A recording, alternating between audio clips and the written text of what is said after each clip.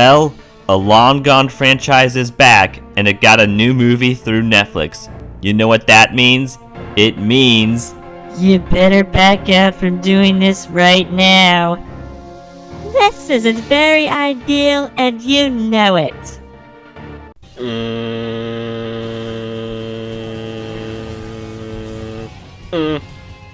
Wow, I gave us new designs and you two are already coming at me. What's going on, Frictiongirl and Constrictionessa? Do you really want to rank the Spy Kids movies from worst to best? Most of them aren't quite great, and sequels and a reboot. Can't exactly turn back now, no matter how right you two are. Since we're here, how about we say the titles with one of us saying the main title and the other saying the subtitle? We'd be taking turns with who says what, and for the original, your sister can say the first word while I say the other. That's a nice compromise. Let's do it. And viewers, there are spoilers, so you've been warned. Have your gadgets ready for the children, because we must complete our mission and get to the listing. Hey, I'm Owen the Fictionboy, and here's my list of the top 5 Spy Kids movies.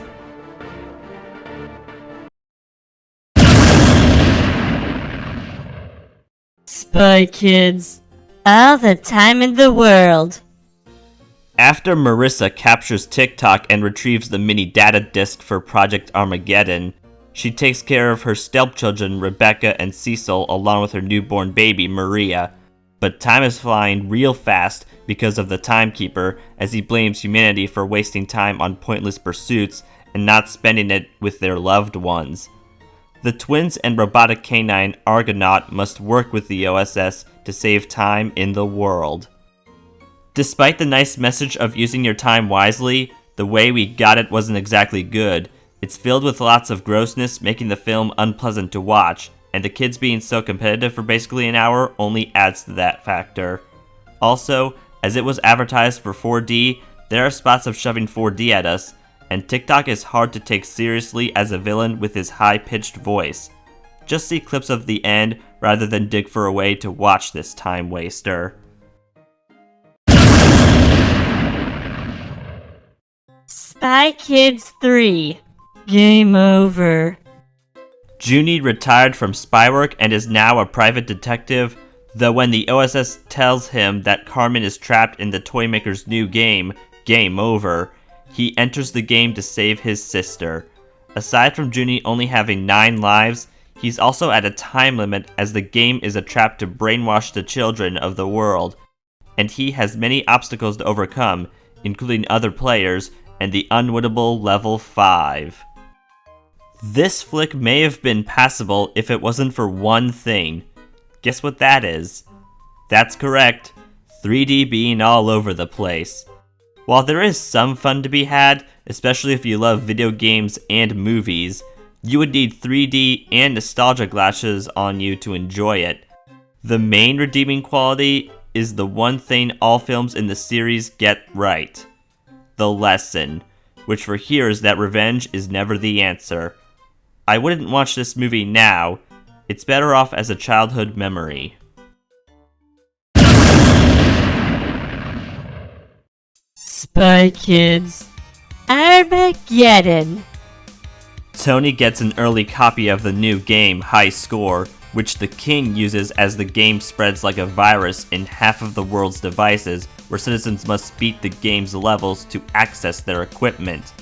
To have the game across the whole world, he needs the Armageddon code, so enemies from the game kidnap agents Nora and Terrence, and Tony and Patty must become spies to save their parents and the world. For a reboot, it's actually not so bad, and unlike the previous 2 entries, there are very few, if any, 3D scenes thrown at us. It feels like the best stuff from the original trilogy, nothing much from the 4th movie, has been used here, with some of the stuff being improved while others were done worse. It may look like a more watchable version of Game Over on the surface, but there's more to that, like how violence isn't always the answer. I'd say it's up to you if this one is worth streaming or not.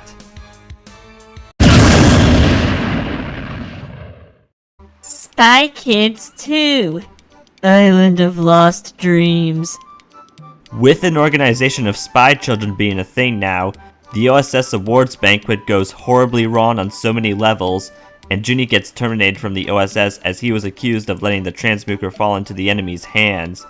Carmen hacked into the system, getting Junie back on the force so the two can recover the device themselves and send Gary and Gertie away from the main mission for as long as possible. This was a pretty decent example of how to do a sequel, as the spies learned that they can't rely on gadgets for everything. Romero had some neat creatures he created, the island was interesting, and there were some solid villains, making it all the more satisfying when they faced justice at long last. Let's not forget the importance of the entire family, no matter if you're a kid or an adult, old spy or new spy. Surely you all know by now which installment has the top spot on my list, so let's get to it, shall we? Spy Kids. Deep down, we all knew the original Spy Kids was going to be number one, as it just couldn't be beat, no matter how many sequels or reboots would try to surpass it. Gregorio and Ingrid are secretly spies who still have work as agents are disappearing one by one, and their kids, Carmen and Junie, have school struggles. Yet when the spy couple gets captured, the kids have to save the spies by being spies themselves. Fegan Floop is the man behind the madness, as he's the host of Junie's favorite show, Floop's Fooglies, though the real villain, Alexander Minion, plans on using an army of super strong robot children for universal domination, yet he needs the third brain for them to function properly. The concept of children being super spies may sound silly at first, but the execution was handled surprisingly well, and it's actually quite charming, especially when the kids grow as they support one another throughout the adventure. Floop also learns from Junie that there is good in him, even if his way of making his entertainment wasn't the way to go about it. Definitely watch this movie if you want to relive the good old days, as it's not just a great Spy Kids film, it's a great family film, period.